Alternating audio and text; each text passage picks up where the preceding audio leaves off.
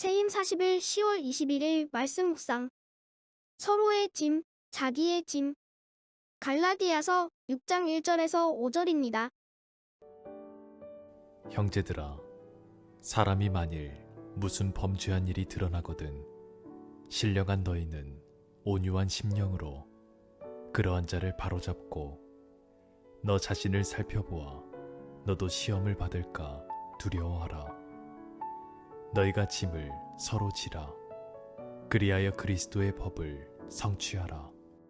만일 누가 아무것도 되지 못하고 된 줄로 생각하면 스스로 속임이라. 각각 자기의 일을 살피라. 그리하면 자랑할 것이 자기에게는 있어도 남에게는 있지 아니하리니 각각 자기의 짐을 질 것이라. 때로 진리는 모순됩니다. 단순 명쾌하게 한 문장으로 정리되지 않습니다. 따라서 성경 곳곳에서 서로 달라 보이는 말씀이 나란히 등장하는 경우를 종종 발견합니다. 오늘 함께 읽은 본문이 대표적입니다. 2절을 보면 바울은 갈라디아 교회 성도를 향해 서로 짐을 지라고 말합니다. 그런데 5절에 보면 각각 자기의 짐을 지라고 권면합니다. 이미 서로 함께 짐을 지었다면 엄밀히 말해 공동체가 감당해야 할 짐은 사라진 셈입니다. 하지만 그럼에도 사도는 저마다 자기의 짐을 져야 한다고 분명히 선언합니다. 그 이유가 과연 무엇일까요? 얼핏 모순돼 보이는 이 둘의 관계를 통해 교회를 건강하게 회복시키는 공감의 적절한 균형을 발견할 수 있습니다. 먼저 성도가 서로 짐을 지는 것의 의미에 대해 생각해 보겠습니다. 2절 말씀 다시 한번 다 같이 읽겠습니다. 너희가 서로 짐을 그리하여 그리스도의 법을 성취하라. 우리 모두가 가슴 깊이 동의하며 고백하듯이 교회는 아무도 혼자 울지 않는 공동체입니다. 그 이유는 분명합니다. 교회는 예수님을 머리 삼아 모인 한 몸이기 때문입니다. 다소 유치한 비유지만 이렇게 예를 들 수 있습니다. 가령 손이 다쳤을 경우 고통은 손 안의 상처에만 머무는 게 아니라 온 몸으로 퍼집니다. 혈관과 신경이 머리와 심장을 거쳐 온몸 전체로 연결되었기 때문입니다. 그런데 만약 손이 다쳤다고 해서 손만 아프다면 둘 중 하나입니다. 병들었거나 자기 손이 아니기 때문입니다. 교회로 적용시켜 보겠습니다. 만약에 사랑방 식구 중 한 사람이 가난이나 질병이나 혹은 가정 문제로 힘겨워하는데 함께 아파하지 않는다면 그 사랑방은 병든 사랑방입니다. 우리 교회 교우 중 누군가가 극심한 고난으로 절망에 빠졌는데 전혀 관심을 두지 않는다면 그를 한 몸 이루는 성도로 여기지 않는다는 의미입니다. 물론 교회가 모든 걸 다 해줄 수는 없습니다. 교인들의 온갖 문제를 전부 해결해 주지도 못합니다. 다만 함께 신앙 공동체를 이루는 이들 속에 아픔과 고통이 없는지 항상 사랑에 관심을 가져야 합니다. 누군가에게 안겨줄 재물이 손에 없다면 대신 포근하게 내밀어 안아주어야 합니다. 도움이 될 만한 해박한 지식이 없다면 대신 따뜻한 위로의 말을 해야 합니다. 아무런 지위도 명예도 없다면 대신 겸손히 무릎과 허리를 낮추어 섬겨야 합니다. 동시에 다른 성도에게 기쁜 일이 생긴다면 함께 진심으로 축하해야 합니다. 다른 지체에게 생긴 행복은 곧 나의 행복임을 명심해야 합니다. 경쟁자로 여기며 시기에서는 절대로 안 됩니다. 세상의 행복에는 정해진 전체 분량이 있고 누군가 그 몫을 가져갈 때 나의 것은 없어진다는 생각은 어리석습니다. 정반대입니다. 다른 성도에게 기쁜 일이 생긴다면 그것은 또한 나에게 닥쳐올 기쁨을 예고한 것이기도 합니다. 앞서 든 예로 설명드리겠습니다. 우리가 입으로 음식물을 먹는 것은 소화기관만을 위함이 아닙니다. 그렇게 섭취한 영양분은 온 몸에 골고루 퍼집니다. 따라서 어리석은 시기심을 내려놓으시길 바랍니다. 좋은 일을 맞이한 성도를 진심으로 축복하시길 바랍니다. 그러한 행복은 나와 전혀 무관하지 않고 서로를 함께 살리는 은총이기 때문입니다. 문제는 이렇게 서로의 짐을 지라는 명령에 대한 오해입니다. 인간은 본래 이기적입니다. 그렇기에 어느샌가 남의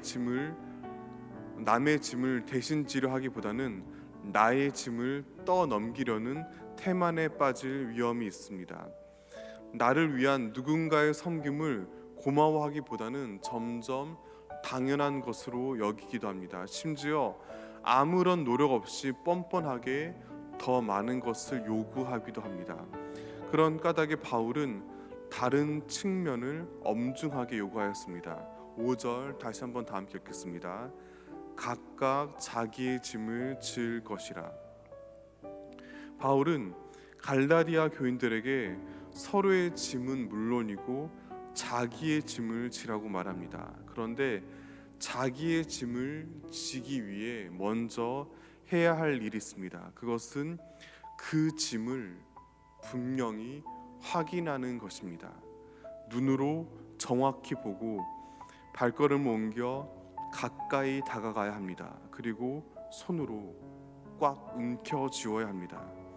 이 모두는 너무나 어렵고 힘겹고 때때로 위험합니다. 그렇게 모든 사람은 스스로 해결해야 할 문제들이 있습니다. 다른 사람들이 함부로 접근할 수 없는 상처가 있습니다. 아무리 가까운 가족이나 친구조차 다가갈 수 없는 내면의 영역이 있습니다.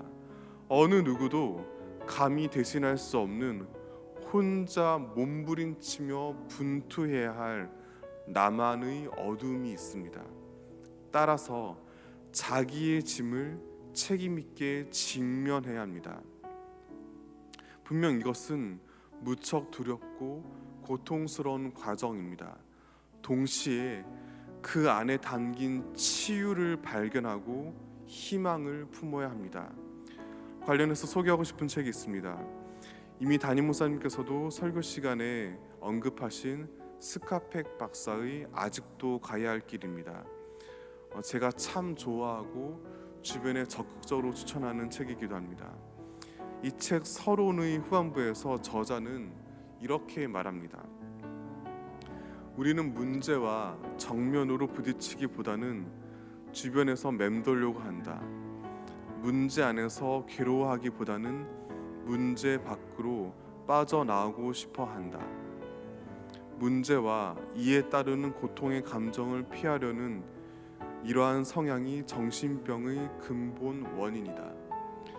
대부분의 사람들이 크든 작든 이러한 성향을 지니고 있기 때문에 우리 대부분은 크든 작든 정신적으로 병들어 있다. 그러므로 우리 자신과 자녀들에게 정신적, 영적으로 건강해지는 법을 늘 가르치도록 하자. 고통을 겪는 것은 그만한 가치가 있으며 문제에 직면하고 그에 따른 고통을 겪을 필요가 있다는 것을 알게 하자는 뜻이다. 이미 나는 훈련이 삶의 문제를 해결하기 위해 꼭 필요한 기본적인 도구라고 말했다. 이것이 괴로움을 견디게 해주는 테크닉이고 문제가 주는 고통을 겪으면서 끝까지 성공적으로 문제를 해결할 수 있도록 하는 도구다. 그 과정 중에 우리는 배우고 성장한다. 우리 자신과 자녀들을 훈련시킨다는 것은 괴로워하는 법과 동시에 성장하는 법을 가르친다는 의미다. 다시 말씀드립니다. 자기 짐을 진다는 것, 저마다의 고통과 한계를 맞이하고 극복해 나가는 것은 매우 어렵고 힘겨운 일입니다. 누구에게나 전부 그렇습니다. 그렇기에 동시에 분명히 명심해야 합니다. 자신의 짐, 자기의 짐을 어깨에 올리는 것은 나의 몫이지만 그런 나를 하나님께서는 결코 홀로 내버려 두지 않으십니다. 우리를 든든히 붙잡아 주십니다. 함께 삶의 무게를 견뎌 주시고 동행하십니다. 이 가운데 모순을 넘어서는 위대한 역설을 발견하게 됩니다. 나의 짐을 짊어지는 가장 현명한 길은 바로 다른 사람의 짐을 함께 져주는 것입니다. 내 삶의 고통과 같이 하시는 하나님께서 또한 이웃의 고난 가운데도 동참하시기 때문입니다. 따라서 다른 사람을 향해 손을 내밀 때 그와 함께 하시는 주님을 발견하게 됩니다. 그리고 그 주님께서 또한 나를 일으켜 세우심을 깨닫게 됩니다. 그 결과 나의 문제에만 골몰하지 않고 하나님의 시선을 통해 나와 이웃과 세상을 온전히 이해하게 됩니다. 주님의 몸된 교회가 가진 놀라운 신비 안에 잠기며 회복력 있는 신앙으로 성숙하게 됩니다. 그러므로 서로의 짐을 지는 것과 자기의 짐을 지는 것은 별개의 행동이 아닙니다. 둘은 결국 하나로 이어집니다. 우리가 누군가의 짐을 함께 제대로 져줄 수 있는 건강한 사람이 되려면 나에게도 짐이 있음을 분명히 인정하고 짊어져야 합니다. 동시에 나의 짐을 힘차게 지기 위해 다른 사람의 짐에도 눈을 두고 손길을 뻗어야 합니다. 때때로 진리는 모순처럼 들립니다. 불보듯 뻔하게 명약 관하하게 보이지 않습니다. 하지만 그렇기에 오히려 복음은 위대합니다. 사람들의 어리석은 지식과 이해를 초월한 생명을 담고 있기 때문입니다. 교회는 그러한 복음을 품고 나누고 전하는 공동체입니다. 그런 까닭에 교회 안에 역시 모순이 존재하기 마련입니다. 그러한 모순 앞에 혼란스럽다면 오늘 함께 읽은 말씀을 마음 깊이 품으시길 바랍니다. 서로의 짐을 져야 합니다. 그리고 각각 자기의 짐을 져야 합니다. 어쩌면 그 짐의 무게감이 우리의 호흡을 더 가쁘게 할지 모릅니다. 하지만 그렇게 우리 삶에 닥쳐온 고통이 깊으면 깊을수록 도리어 감사하시며 희망을 품어야 합니다. 나와 교회뿐만 아니라 온 인류의 모든 죄와 슬픔의 짐을 대신 져주시는 예수님의 십자가와 부활로 말미암아 삶의 짐은 더 이상 짐으로 끝나는 것이 아니라 위대한 은혜의 통로로 변화되었기 때문입니다.